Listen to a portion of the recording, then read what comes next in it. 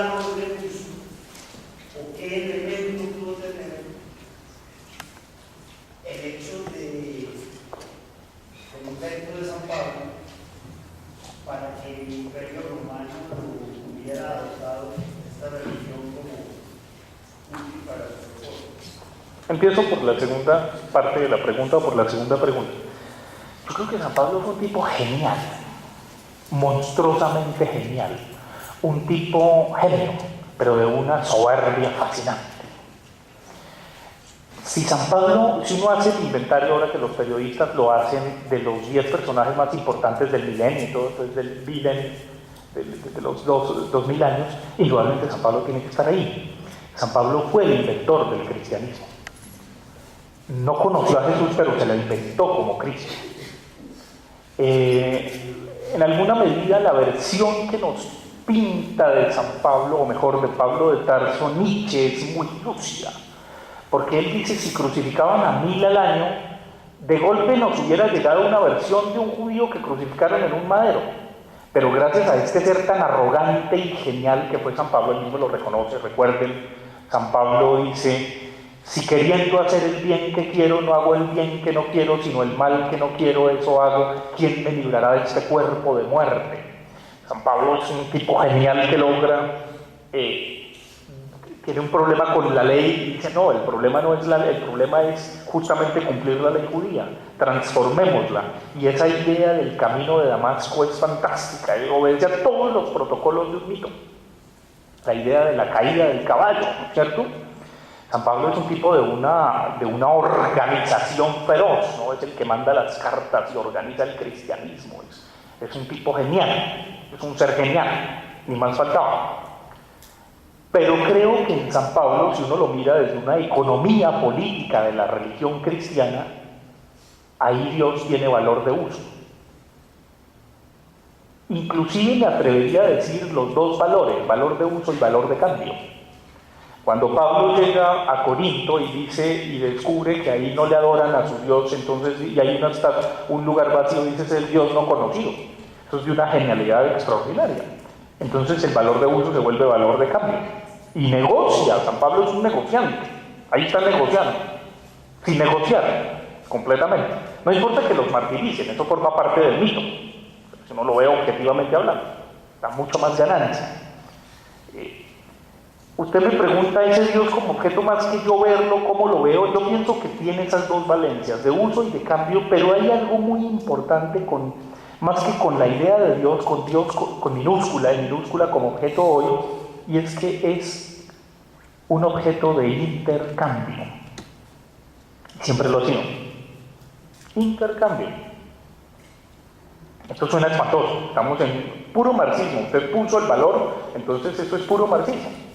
Pero, saliéndonos del marxismo, habría que pensar ese Dios como objeto, cómo las sociedades, los pueblos, las culturas, los individuos lo intercambiamos. Pero, cosa curiosa, nos permite crear un orden, nos permite religarnos. Yo no sé hasta qué punto podamos prescindir de ese objeto. Tal vez no, y tal vez es un fetiche fundamental de las sociedades. Que no solamente lo encontramos en el pasado, lo encontramos en el presente, sino que seguramente lo encontraremos. Para muchos Dios puede ser el computador o el iPod o el iPhone o no sé qué cosas. Y seguirá siendo valor de intercambio. Y yo no, ahí casi que no pongo la palabra objeto, sino valor de. Pero es un valor que apunta a muchas cosas. Valor totalitario o valor profundamente singular. Entre el valor totalitario y el valor profundamente singular habría algo que es muy importante de ese objeto cuando me sujeta, y es el valor de la experiencia. Y ahí toca callarse, porque es incomunicable. Ahí es incomunicable. Y ahí es incomunicable, no solamente en San Pablo y en los padres fundadores de la iglesia, sino también en la señora que vende empanadas. Ahí puede ser mística. Y está completamente por fuera de la institución. La institución usa y cambia ese valor. La administra, pero al administrarlo, usa y cambia con ese valor. Claro, no podemos tampoco escapar a la institución, ni más faltaba.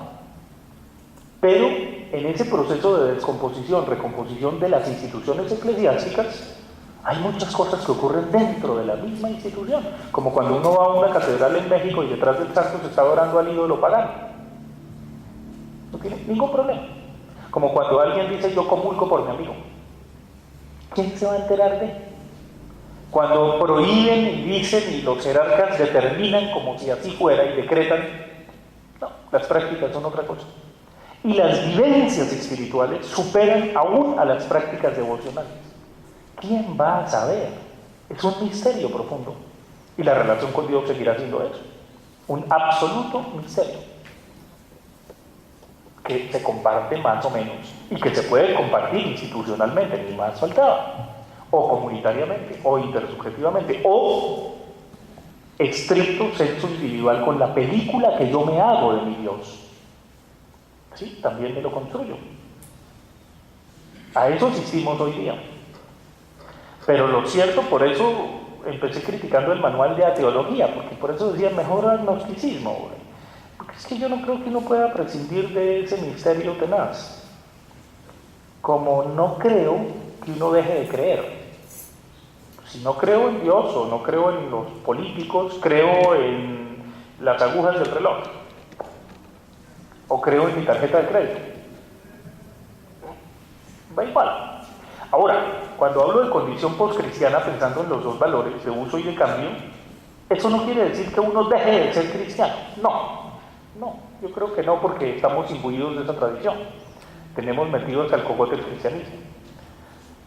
Pero sí podemos asumir una actitud diferente al modo de cristianismo que nos fue legado, particularmente a ese cristianismo del barroco español de Bernarda Alba, sufriente y castigador y asquiento que nos legaron los españoles, Y podemos tener un cristianismo más gocetas, un cristianismo más pagano, que está imbuido en la tradición popular. Y la gente ya lo vive. Así no lo confiesa. Y eso es mucho más interesante. Ojalá hubiéramos tenido la ingenuidad de un cristianismo como el ortodoxo o el ruso, que nos hubiera llegado ese cristianismo, hubiera sido más bonito. Nos llegó el de Bernarda Alba, pero yo creo que hay un punto donde sigue habiendo manifestaciones populares y sigue habiendo gente que se flagela y todo lo que quiera, pero vamos asistiendo a una depuración también, aunque se compliquen las cosas, un cristianismo post, que se vuelve otra cosa. Está muy lejos de lo que creen los dogmáticos, por lo menos, y los teólogos morales. Está bastante lejos de eso. Aunque siga habiendo, por eso les hablé del brahmanismo, llevan 600 años agonizando. Hay sacerdotes brahmanes, el cristianismo para que agonice le falta todavía mucho más. Y nosotros mismos lo hacemos agonizar. Yo con esta charla contribuyo a eso. Claro. Sí.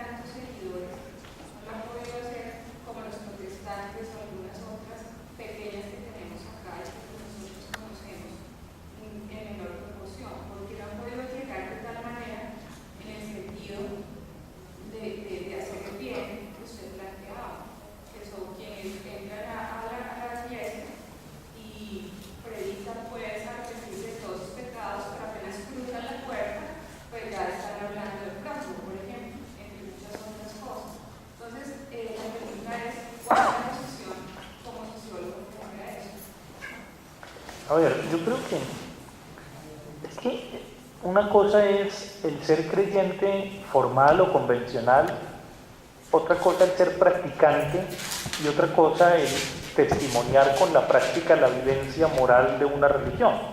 Ahí hay varios niveles y no se trataría de juzgar simplemente porque pues todos hacemos una cosa con la mano derecha y con la izquierda otra. Lo que sí es interesante, obvio, el cristianismo ha producido una cantidad de cosas, artísticas, culturales, inclusive científicas. aunque valdría la pena hacer una evaluación de esas producciones y ver qué es estricto sensu cristiano, o si no es más bien un gran bricolaje de otras culturas. Si uno mira cómo se apropió el cristianismo al mundo romano, fue extraordinario. Todo lo que tiene que ver con la liturgia católica, eso era de los emperadores romanos, por Dios. Todo. Todos esos signos, las estolas, las togas, todo, la tríada, todo. Eso no es nada original, si se quiere. Es más, los que estaban en las catacumbas era una secta de gente rara, gente fanática. Así lo ven los emperadores. Adriano, el emperador, lo mira así. Dice, son tipos peligrosísimos, cuidado.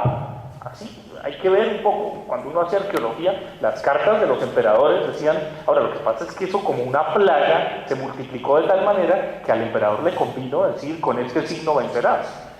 Y evidentemente es una conveniencia política clarísima. Históricamente uno lo ve. Es algo extraordinario, políticamente es lo mejor que hay que hacer en ese momento.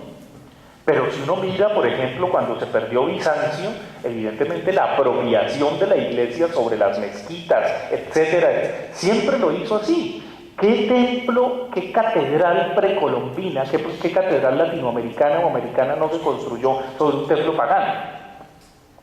Una apropiación, una capacidad de camuflaje fantástica que tiene el cristianismo como ninguna otra religión. Las religiones lo hacen, porque así como un mito engendra otro mito, una religión engendra otra religión, pero el cristianismo tiene una capacidad feroz de adaptación, de camuflaje. Hay psicoanalistas y taxistas jesuitas, por supuesto, y se adaptan de una manera genial, como camaleones. Eso lo ha hecho el cristianismo, y lo hacen todas las religiones, pero el cristianismo particularmente se ha apropiado de todo. Entonces, cuando uno mira hace evaluación de las obras culturales del cristianismo, hay que ver qué es estricto sensu cristiano. El motivo sí, puede que sea la Virgen, puede que sea el santo, etcétera, etcétera, pero eso ¿de dónde viene? Por ejemplo, en pintura, en escultura. Yo una vez hice un chiste, casi me sacan, pero no lo hicieron por caridad cristiana. Estaba en una visita allá en la Pinacoteca Vaticana. Estaba el cardenal Pupá, entonces yo les digo, eso se lo cuento a Fernando Vallejo en una entrevista que tuve con él, le digo al cardenal Pupá, que le digo, su eminencia, hoy día deberían a ustedes martirizarlos así para producir estas obras fantásticas que produjeron hace siglos, que les arrancan un seno, los emparedan, y hay cuadros hermosísimos. Yo le hice ese chiste, me miraron como que no entendían y siguieron de paso. Pero obviamente, claro, yo produjo unas obras geniales de pintura, de escultura, de arte, ¿no? Esos martirios, a uno les quitan la piel, otras vainas. Yo dije, yo no veía sino eso, les dije, ¿y a ustedes no será que producen obras como? Era un mal chiste, lo reconozco. Sí, entonces volviendo a su pregunta, sí, es una cuestión de la diferencia entre la práctica y la moral, efectivamente, si se quiere la ética, que tiene que ver con un comportamiento de acuerdo cuando uno está adscrito o afiliado a una religión. Pero no sería juzgar por ahí. Lo que me interesa como sociólogo, como antropólogo, es ver en qué medida sigue subsistiendo y seguirá subsistiendo una institución, ni más faltaba, muy importante, ni más faltaba, es un Estado, etcétera, etcétera. No hay presidente latinoamericano que no vaya donde el Papa. O sea, Fidel Castro lo llamó para que se encontraran los dos viejitos. Es importante. Y más faltaba, políticamente es una cosa supremamente importante. Pero me parece que también tiene historia. El cristianismo y el catolicismo tienen historia, es decir, tanta fin. Un fin que se va agotando, evidentemente. Se va atomizando, se va sectarizando, como todas las religiones. Lo que pasa es que cuando uno es muy creyente, pues obvio no quiere que se le acabe lo que cree. Pero si uno lo mira con distancia, indudablemente, pues también, claro, sacan la frase de, la frase de Gamaliel, para todo hay frases de cajón. Entonces la frase de Gamaliel es decir, si tantas cosas no han acabado con esto, pues puede que nada acabe con la iglesia, y los curas lo sacan de cajón y los seminaristas también. No, pero en la historia de las religiones sí se van agotando cosas. Se van recomponiendo y descomponiendo cosas, indudablemente. Sacan la frase típica, de decir, no, esto nadie lo acaba. Ha habido tantos papas corruptos y todas esas cosas, eso, si nadie lo ha acabado es que esto es obra de Dios. Pues eso forma parte del mito del creyente. Claro, yo también si fuera creyente lo diría. Si ya tantas pedreas no han acabado con la nacional ahí sigue. Sí. La propuesta es más bien desde el ateísmo, pues el agnosticismo, que sería como lo entiendo, un desplazamiento de la religión institucional a la religiosidad privada, más o menos, o a la posibilidad de que cada uno en su fuero interno desarrolle una religiosidad. Recordando un poco a Nietzsche, solamente sería posible desde él la superación del hombre a partir de la negación de Dios en cualquiera de sus manifestaciones, así fuera institucional o no.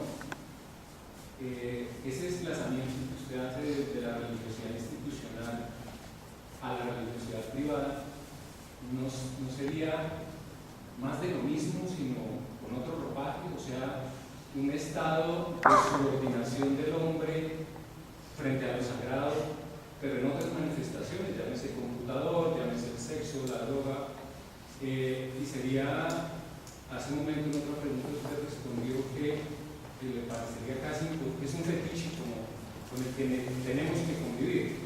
Eso no condenaría al hombre a una subordinación eterna a lo sagrado y la imposibilidad de que el hombre pudiera realmente liberarse de eso sagrado. Sí, yo creo que estamos condenados a eso. Estamos condenados y obviamente no es que yo genere ese desplazamiento, es lo que constato de investigaciones de terreno, con muchas prácticas religiosas, en Colombia, en América Latina y en el mundo. Ahora, ya en mi terreno personal, privado, sí, no, yo me siento esclavo de lo sagrado, yo no puedo librarme de eso. No puedo. Yo no sé si los demás puedan. Pues genial, si alguien se puede liberar de Dios y confesarse ateo y todas esas vainas, pues regio. Que rece por mí a la inversa a ver si yo también me libero. Porque pesa mucho. Pero pienso que no, que hay algo que nos troquela con respecto a lo sagrado. Sí. Aún Nietzsche mismo, en su sanatorio y dando cosas contra el aguijón, y hay un gesto que es profundamente sagrado de Nietzsche, que es como Nietzsche se despide de la humanidad. Está frente a la torre de Pisa, en Italia, y ve que un tipo como un zorrero está golpeando brutalmente a un caballo. Nietzsche abraza y llora al caballo y a partir de ahí lo encierran en el manicomio. Luego no se pudo liberar tampoco de lo sagrado que es ver el maltrato a ese animal. Ahí reconoció Nietzsche lo sagrado. No, uno no se puede liberar de lo sagrado. La vida es sagrada. Y la muerte también. No, ahí hay algo del tabú, ahí hay algo profundamente arcaico que va y vuelve y no podemos. Yo no creo que nos podamos liberar de eso. Y los ropajes sí son múltiples. Si nos quitamos un ropaje nos ponemos otro. Por eso al mar no puedo ir desnudo, no podemos. El epígrafe tiene que ver con eso, es medio místicoide, es místico, es Scheller. No, místicoide no, es místico. Al mar no puedo ir desnudo, pero debo entrar en el desvestido. Sí, es una paradoja, pero no nos podemos. Aún desnudos tenemos ropajes. Es un poco como esa idea. Aún liberándonos de todos los dioses, de todas las máscaras de Dios, el lastre, el rastro, la huella, y lo digo en positivo y en negativo, jugando con los términos de la conferencia, el bien y el mal, etcétera, lo trascendente y lo inmanente, lo insignificante. Por eso hablo de la mancha de salsa de la hamburguesa en mi chaleco. No me puedo liberar de eso. Me manchó. Y eso es fantástico. Y eso humanamente es genial. Yo lo veo muy bello. Y ni más faltaba, las religiones pueden contribuir a que convivamos mejor. Claro, hay que pasar de la religión a la ética. Y tienen valores morales también. Así como han hecho mucho bien, también contribuyen al bien común. Pero una cosa que dije en algunas ocasiones es que si el cristianismo particularmente no contribuye a que seamos mejores ciudadanos, ¿para qué nos sirve el cristianismo? En este país supuestamente católico y cristiano nos vivimos matando, pues reneguemos de esa vaina y busquemos otra religión. Es una forma provocadora de decir, transformemos esos valores en algo que nos sirva para convivir, políticamente hablando, obviamente. No creo que podamos... es como mi intuición, no sé, si alguien lo logró, pues qué verdad que era. Pero sí, es más de lo mismo en ese sentido, con otros matices, ¿no? Tienes razón, con otros matices. Sí, ¿no? Bueno, yo les agradezco mucho y sí, una última pregunta.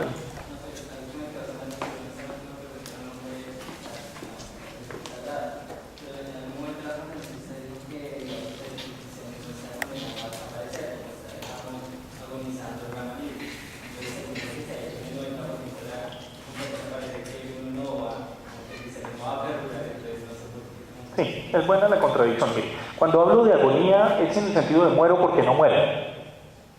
Es Santa Teresa. Es la agonía de Don Miguel de Unamuno. Cuando hablo de religiones agónicas, están agonizando, es que sí, están desapareciendo y van a desaparecer, pero van a desaparecer transformándose en otra cosa. Vamos a ver.